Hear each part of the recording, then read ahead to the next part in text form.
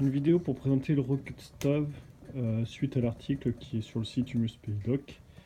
Alors vous voyez ici il y a une première, ce que j'ai appelé une chambre d'admission. Donc c'est l'endroit où on va mettre le bout de bois, les bouts de bois qui vont se consumer à cet endroit ici. On voit une petite flamme et qui vont tomber au fur et à mesure où ils crament. Voilà, donc le feu est à cet endroit. Et là, à l'intérieur de la bonbonne de gaz, il y a une deuxième chambre de combustion. Et les flammes vont taper dans cette plaque en fonte sur laquelle on peut mettre, ici j'ai mis une casserole avec un peu d'eau, mais on peut ne rien mettre, juste profiter de la chaleur. Voilà, donc la flamme tape ici et les fumées vont retomber, aller dans le prolongement de ce conduit. En fait, il y a encore un trou. Et après, aller dans ce conduit-là. Et ce conduit-là, en fait, correspond au poêle de masse qui est à l'intérieur de ma maison. Donc, dans l'article, je parle des petites modifications.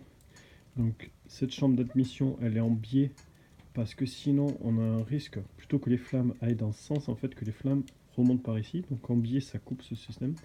Et là, j'ai rajouté aussi ce petit cendrier, donc qui permet de pouvoir vider les cendres et aussi d'accumuler les braises. Donc, vous voyez, les bois, ils vont contre cette petite pente là, et en tombant, les braises, elles retombent ici. Donc, on va les voir un peu de plus près. Donc là, vous voyez, on a les flammes à l'intérieur. Voilà.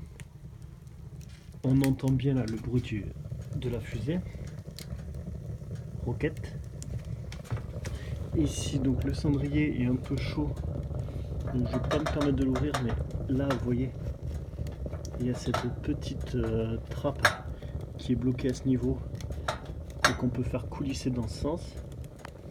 Là, j'ai fait un trou parce que j'ai pas été super bon à la soudure, mais bon, c'est pas bien grave.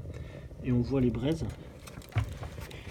Ici, on a un endroit.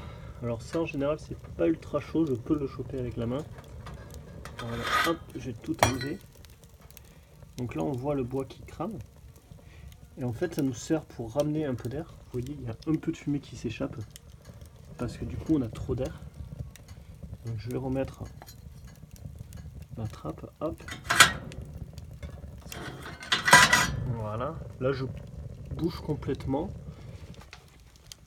Et on entend la roquette qui s'atténue un peu. Donc en fait, j'utilise un petit caillou juste pour pouvoir laisser passer un filet d'air. Voilà, le caillou est un peu chaud.